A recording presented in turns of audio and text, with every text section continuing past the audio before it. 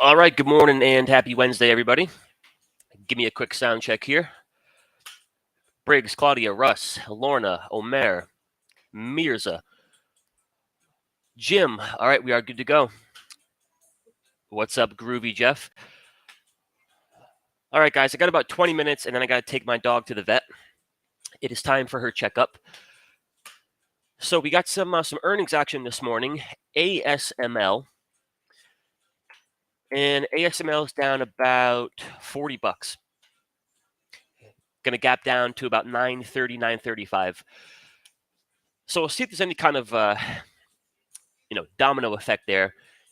ASML is a big semiconductor stock, so we'll see if the AMDs, Nvidias, Broadcoms of the world, we'll see if they move lower as well. And then Netflix announces earnings, I believe, on Thursday. I do believe. The 18th, yeah, so tomorrow. So that'll kind of kick things off for the big boys. And then after that, we have Microsoft coming up, Amazon, Apple, Google, Tesla, all of the crowd favorites. And then let's take a quick look here at the economic calendar.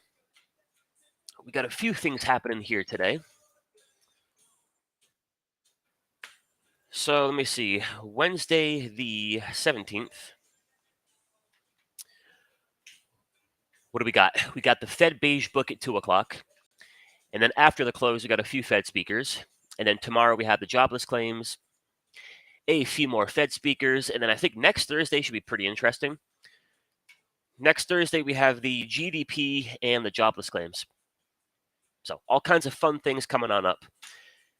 And then the futures here. We got the S&P futures up about a third. We have the QQQ futures up about a quarter. BYM is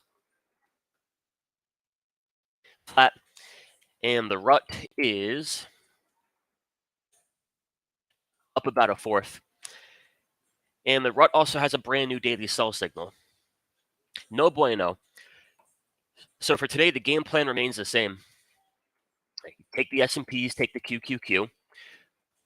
Whether it be the cash market, whether it be the futures market,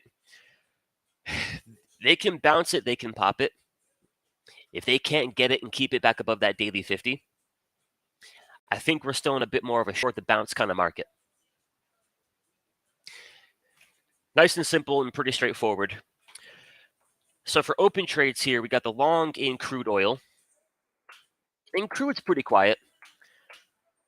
I do think we'll get a brand new daily squeeze, but they've got to hold that 21 EMA. If they get one or two closes back under that 21, that might be the first heads up that it has to come down a little bit more. If they can keep it above that 21, cancel out all the sell signals, bring on some fresh buy signals, and then get a brand new daily squeeze, that might kick off the next leg to the upside. And if we get that fresh daily squeeze, that's probably where I'm going to look to buy a few more calls. So we are long crude, and then we are short Cisco. And we got a little traction going yesterday in Cisco. Now, the key level for today, called it 47.80. If they can break that 47.80 level, they are taking out the recent lows, and they're taking out the ATR trailing stop. If they can get a negative shift of the trailing stop in the context of that daily squeeze, from there, I think we're in good shape for a move down towards 47 to about 46.5. So we're long crude. We are short the Cisco. And then a few more things I would like to get short. One of them being ARC. And granted, I'm a little bit late to the party, so if I'm going to short ARC, I've got to wait for a rally. And then Tesla. Tesla has earnings on the 23rd, and I like the idea of buying some puts here before earnings. Now, granted, that can work both ways, right? They announce earnings. Earnings are just phenomenal. They could gap it up, and your puts could go to zero. So I think anytime you're opening a trade before earnings, the most important thing is you want to accept the max loss. I'm not going to put on 50% of my account. I'm not going to put on 25 or 10% of my account, maybe 1 or 2%. And then from there, I can live with the end result. If they gap it down after earnings, then I think we're one big step closer to seeing that monthly squeeze break short. And like we talked about yesterday morning, 30-minute squeeze, a 1-hour squeeze, a weekly squeeze, a monthly squeeze, they all pretty much function the same. When they fire, they can kick off a move to about 2.5 to 3 ATR. -3 here on the monthly chart for Tesla takes you down to about $65. What I would target would be the $100 level. They've taken it from 300 to about 150 inside the squeeze. So basically, they cut the thing in half. If the squeeze fire is short, I don't think it's a stretch to think we're going down another 50, $60. That 100 level is a big, sexy round number. It's a big psychological level. And it also happens to be the previous lows. So my thinking would be you're going out to November, December expiration. You're buying a few of those 100 strike puts, accepting the max loss, and then you get your popcorn ready for earnings. So ARK, Tesla, and then a few more for you here. I think Pinterest and Workday on a bounce. Those could both be decent shorts. Pinterest has a daily squeeze, and I think a pretty good chance they want to test that daily 200. But as far as a good entry, I would prefer to short it on the bounce. And then same thing here for Workday. W day. Maybe for a move down to 250-ish. But I'd rather short it a little closer to our daily 21. And then there is EXPD, which one of you called out yesterday morning. That's a great looking short setup. Daily squeeze just fired. We have a -10 on the big three score. Sell signals, broken structure. That all looks poised for a push down towards 112. So I like that one. I like SWKS. I'm a little bit late here, but a nice flush. That might have room for a move down to about 95 and change. So you can watch all the individual stocks, or if you want to simplify the process, wait for a bounce in the S&Ps and the QQQ. And again, as long as that bounce does not take price back above that daily 50, short the indexes. If you can find a good spot to short the S&Ps, if you can find a good spot to short the QQQ, you pretty much got all the bases covered, as opposed to trying to short one of the individual stocks. So as far as can we get a good bounce going today to potentially short into, back to the futures here, and what do we got? What do we got? The big three signals are a little bit quiet. All right, the daily chart is neutral. We got a 4-hour sell signal. The 2-hour and the 1-hour are neutral, and they've got a 30-minute buy signal. So if we go check out these lower time frame squeezes, maybe the 1-hour.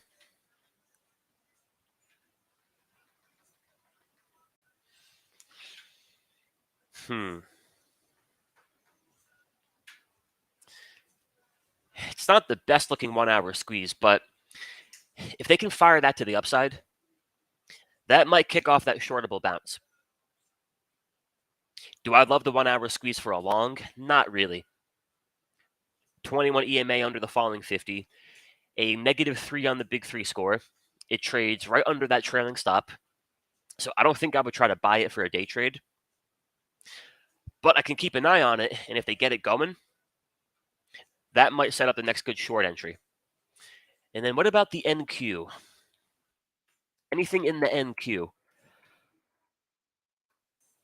4-hour sell signal with a 30-minute, 15-minute, 5-minute buy signal, and a lot of squeeze action. They got that 3-day squeeze, they got that 2-day squeeze, they got that daily squeeze, and then a 2-hour, a 1-hour, and a 15-minute. I don't love the 1-hour, so I don't think I'll buy it, but maybe the 15-minute. 15-minute chart might have some promise here.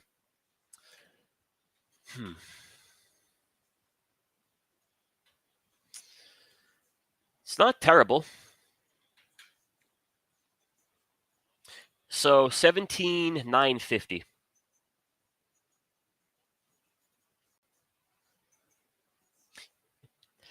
If they can rip that through 17,950 and then fire that 15-minute squeeze, that might kick off a decent pop. Or vice versa, the falling 200, the 200 SMA, that might be resistance. That might spank the NQ lower, and they might fire that 15-minute squeeze short. So I'm not too interested in finding spots to get long, but I do want to watch those lower time frame squeezes. If they can fire to the upside, that might give me the pop I'm looking for. And then I don't think we have anything on the cash market. Let's go find out. SPX, they got a 15-minute squeeze, but it ain't the prettiest.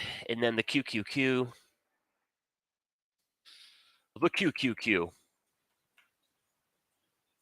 yeah, another 15-minute squeeze. Would I buy it? No, I would not. So that is the game plan for today. If they just keep if they just keep on taking it lower, then I'm short Cisco. I'd like to think that keeps going lower. If they can take a few of these lower time frame squeezes and try to pop it higher, that might give me my next good short entry. So that's the focus. And then let's take a quick look here at the big dogs. Apple down about 2% yesterday, and a pretty good rejection here at that daily 50. Amazon, for the most part, Amazon holds up pretty good. But here's the thing: Amazon had the perfect setup, right? Daily squeeze, daily buy signal, just the perfect long. I can't take that right now, not because of Amazon, but because of the QQQ. I can try to day trade Amazon. If I get something like a 15-minute, 30-minute, 1-hour squeeze in a buy signal, I can take it for a day trade, but I really think for swing trades, QQQ, the S&Ps, they're not quite aligned for a push higher. And then Google here. Google holds up really well. Buy signals a perfect 12 out of 12. So again, I can take that good-looking daily chart, and I can try to find a spot to day trade it. 15-minute, 30-minute, 1-hour squeeze, something like that above the 21 EMA. I can take it for a day trade. I can take it to lunch. And then I can take the profits before the close. And then we've got Meta. And I think Meta is sloppy at best. Below the 21, above the 50. Few sell signals. I don't think I'll do too much with that one. And then, as mentioned, we got Netflix earnings tomorrow. So, of course, earnings is always a bit of a coin flip. I think one thing worth noting, we got some pretty decent squeeze action here. The 4-hour, the daily, and the 2-day. So potentially earnings is a total non-event. And Netflix just opens up flat tomorrow, or Friday rather. If they give it a big gap up or a big gap down, that could trigger that daily squeeze. They gap it up to 650. That can trigger that squeeze to the upside. That might kick off a pretty nice push. If they gap it down to, say, sub 600, that might trigger that daily squeeze short, and that might kick off a pretty big flush. So keep an eye on Netflix. That'll be a big one, I'd imagine. And then I think for next week, let me see. Amazon is April 30th. Google is on the 25th. Meta is on the 24th. Tesla announces on the 23rd. And then what about Apple? What about the Big Apple? Apple earnings on the 2nd. Yeah, we got to wait for Apple. And then NVIDIA is usually the latest, so NVIDIA might be the end of May. NVIDIA,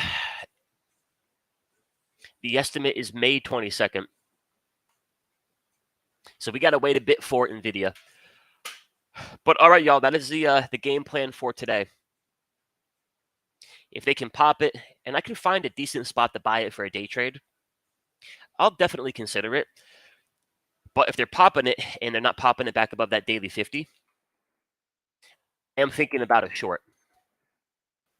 And my target on the short, whether I'm short in the S&Ps, whether I'm short in the QQQ, would be that weekly 21 EMA. For SPX, we're looking at about 49.50-ish. And for the Qs, we are thinking about 420-ish. Now, percentage-wise, we're not that far off, really. Let me get my calculator going here. QQQ close is 431. And we got the weekly 21 down around 420. So we're only about 2.5% away, which would imply 1 or 2 more days of good selling. And they're back home to the weekly mean. And then S&Ps close at 51.50. Or 50.50 rather. And 49.50 would be a 2% pullback. So again, 1 or 2 days of good selling. And they're back to that weekly mean. So my thinking would be if I'm short, whether it be Cisco, I'm short the S&Ps, I'm short the QQQ, pretty much whatever I'm short. If they get the S&Ps and the QQQ back to the weekly mean, that's probably going to be a good spot to take some chips off the table. No guarantees that things find support there, but I do think in most cases, in the context of an uptrend, the first back test of the weekly 21 should be a pretty decent level of support. They might go on to break it eventually, but I do think initially you'll probably catch a decent bounce. So if I got a few shorts on, that's probably where I'm looking to get paid. But for now, we got a little pop going. We'll see what they can do with the pop. Got a few lower time frame squeezes. And that might be the ammunition the Bulls need today. But again, my biggest piece of advice, don't fall in love with the pop. Right. Take it out to lunch, wine it and dine it. They can't get back above that 50. I think we got room for lower. All right, guys, but I got to let you go here. I apologize for keeping things short and sweet today. I've got to get to the vet in about 25 minutes, and it's about a 35-minute ride. So, shall not be a dull drive. But as always, thank you for your time. I'll be back with y'all on Monday. Actually, I'll be back tomorrow morning. We'll do our pre-market prep tomorrow morning on the YouTube channel. And then for those of you in the mastery, I will see you tomorrow for our live session, 10:30 a.m. Central. And then again on Friday, we'll be live for the pre-market prep. So apologies for keeping it short and sweet, but I got to hit the road. I wish you all the best of luck today, and we'll talk soon. Adios.